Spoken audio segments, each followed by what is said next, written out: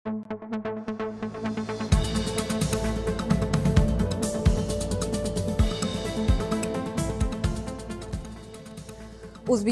Tashqi ishlar vazirligi va xorijiy davlatlardagi diplomatik vakolatxonalarimiz faoliyati, chet eldagi vatandoshlar hayoti, mehnat migratsiyasiga oid so'nggi xabarlar, xalqaro maydonda mamlakatimiz haqida bildirilayotgan fikrlar. Diplomatik dayjestda bularning barchasi haqida so'z boradi. Assalomu alaykum. Dasturimizni odatdagidek vazirlik xabarlaridan boshlaymiz.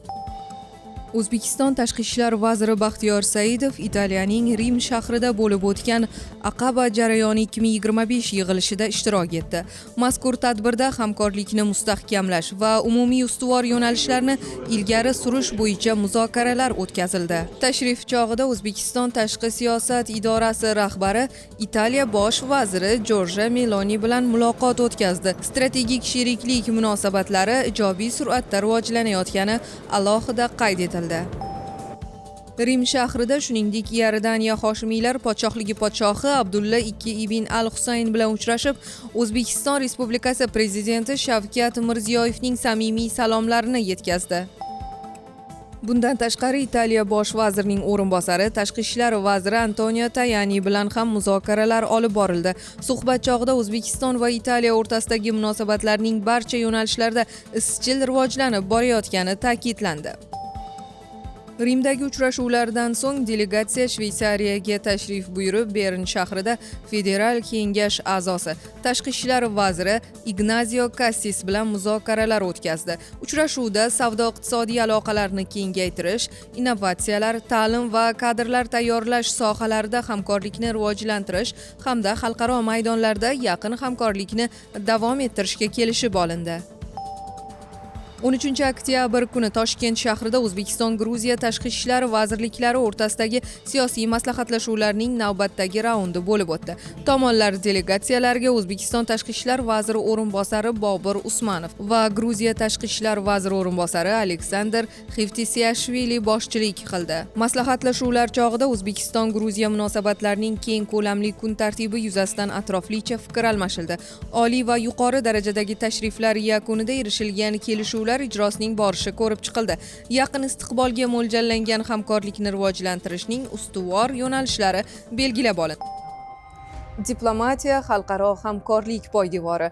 Bugun xorijdagi diplomatik vakolatxonalarimiz nafaqat O'zbekistonning xalqaro imijini mustahkamlamoqda, balki manfaatli hamkorlik aloqalarini o'rnatmoqda. Ular ko'plab sohalarda o'zaro manfaatli kelishuvlar imzolanishi, xalqaro ko'rgazmalardagi ishtirok, bir so'z bilan aytganda, do'stlik va hamkorlik uchun yo'l ochmoqda. Voqealarga qisqacha to'xtalamiz. O'zbekiston prezidentining Birlashgan Millatlar Tashkilotidagi tashabbuslari UNIDOning Venadagi bosh qarorgohida bo'lib o'tgan maxsus yig'ilishda e'tirof etildi. Qashqarda Xitoy, Qirg'iziston, O'zbekiston, Turkmaniston multimodal marshrutining ochilish marosimi bo'lib o'tdi. Varshavada Samarqandda bo'lib o'tadigan UNESCO bosh konferensiyasining 43-sessiyasiga bag'ishlangan davra suhbati o'tkazildi. Polshada bo'lib o'tgan City Warshow 2025 xalqaro turizm yarmarkasi doirasida Varshava shahrining UNESCO Butunjahon merosi ro'yxatiga kiritilgan eski shahri maydonida o'zbek san'atkorlar ishtirokida yorqin madaniy tadbir bo'lib o'tdi. Ushbu yarmarka doirasida shuningdek mamlakatimizning sayyohlik ko'rgazmasi taqdim etildi. O'zbekiston Vazirlar Mahkamasining Davlat tilini rivojlantirish departamenti va O'zbek tilini rivojlantirish jamg'armasi tomonidan o'tkazilgan Jonajon O'zbek tilim respublika tanlovida mamlakatimizning Misrdagi elchixonasi xodimi Otabek Alimov tomonidan tayyorlangan darslik g'olib deb topildi. Ingliz tilidagi Uzbek Language Complete Self-Study Guide in 22 Lessons nomli ilmiy-amaliy qo'llanma Qohira universitetida o'zbek tilini o'rganayotgan talabalar talabiga ko'ra diplomat tashabbusi bilan tayyorlandi va elchixona tomonidan nashr etildi. Turli sabablarga ko'ra xorijda bo'lib turgan O'zbekiston fuqarolari bilan doimiy muloqot o'rnatish, ularning huquq va manfaatlarini har tomonlama himoyalash, konsullik huquqiy yordam ko'rsatish davlatimizning xalqaro munosabatlarida alohida mazmun kasb etadigan jihatdir. Bu borada amalga oshirilayotgan ishlarga qisqacha to'xtalamiz. Avstriya va Slovakiya davlatlarida O'zbekiston va Avstriya hamda O'zbekiston va Slovakiya tashqi ishlar vazirliklarining konsullik xizmatlari o'rtasida birinchi konsullik maslahatlashuvlari bo'lib o'tdi. Alohida o'tkazilgan maslahatlashuvlarda migratsiya va mobillik sohasidagi hamkorlik to'g'risidagi bitim loyihasi bo'yicha muzokaralarni davom ettirish, diplomatik pasport egalariga viza berish tartibi yuzasidan hukumatlararo kelishuvni ishlab chiqish, O'zbekistonning vakolatli organlari tomonidan berilgan apostillarni tan olish masalasini qayta ko'rib chiqish kabi yo'nalishlarda kelishuvga erishdilar. Mamlakatimizning Sankt-Peterburgdagi bosh konsulxonasi xodimlari ushbu shahardagi inson huquqlari bo'yicha vakil Svetlana Agapitova bilan uchrashdilar. Muloqotda birgalikda O'zbekiston fuqarolari mehnat faoliyatini amalga oshiradigan yirik korxonalarda huquqiy mavzulardagi tadbirlarni tashkil etishga kelishib olindi.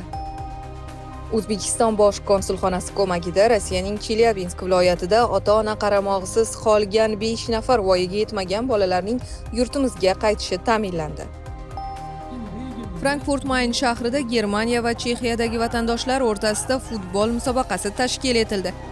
Shuningdek, Germaniyaning Ventlis shahrida AQSh va Yevropa mamlakatlarida taniqli bir necha xalqaro mukofotlar sohiblari o'zbekistonlik pianinachi opa-singillar Gulnora va Nargiza Alimovalar konserti bo'lib o'tdi. Yurtimiz haqida, unda kechayotgan jarayon va islohotlar to'g'risida chet el bosma hamda onlayn nashrlari keng yoritmoqda. Ularda bildirilgan fikrlar salmoqli, mulohazalar tahlilga asoslangan, mavzular esa xilma-xil. Shu va boshqa xabar va maqolalar bilan faol bo'lgan ommaviy axborot vositalarining ba'zilarining nomlarini qayd etib o'tamiz.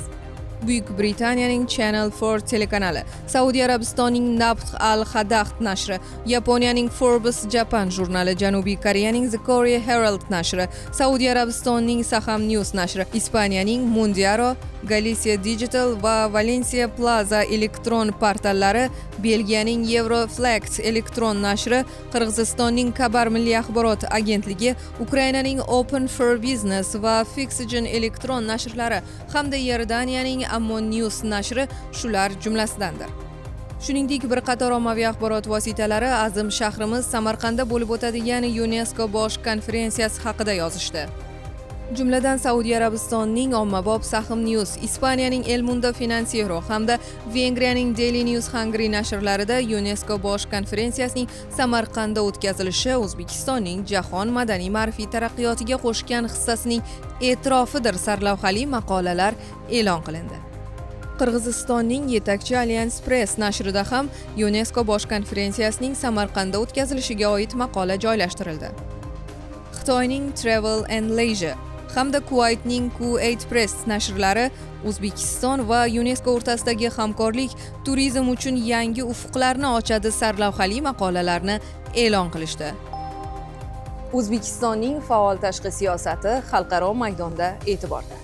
Diplomatlar, xorijiy ekspertlar va xalqaro tashkilotlar bu jarayonlarni ochiqlik, barqaror taraqqiyot hamda mintaqaviy hamkorlik sari dadil qadam sifatida baholamoqda.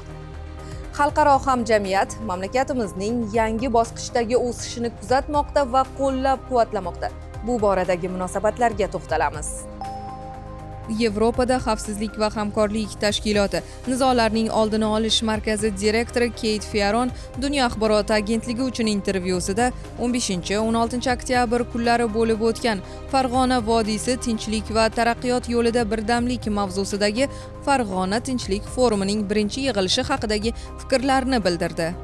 O'zbekistonni va butun mintaqani Yevropa xavfsizlik va hamkorlik tashkiloti majburiyatlari va qadriyatlarini bajarishda qo'llab-quvvatlashdan manfaatdormiz. O'zbekiston hamisha ishonchli hamkor bo'lib kelgan va uning ushbu tamoyillarni hayotga tatbiq etishda ishonch bilan olg'a siljib borayotganini ko'rishdan mamnunmiz. Rossiya Fanlar akademiyasi, Jahon iqtisodiyoti va xalqaro munosabatlar instituti Markaziy Osiyo bo'limi mudiri Stanislav Prichen ham Farg'ona tinchlik forumining birinchi yig'ilishi haqidagi fikrini bildirdi. 2016-yil burilish nuqtasi bo'ldi. Shavkat Mirziyoyev O'zbekiston prezidenti etib saylanishi bilan vaziyat tom ma'noda o'zgara boshladi. Oldin mavjud bo'lgan barcha salbiy amaliyotlar, xususan chegara o'tish joylari ochildi va odamlar o'rtasida aloqalar tiklandi. Hozircha sizga yetkazmoqchi bo'lgan xabarlarimiz shulardan iborat edi. Kelgusi ko'rsatuvlarimiz orqali uchrashguncha xayr, salomat bo'ling.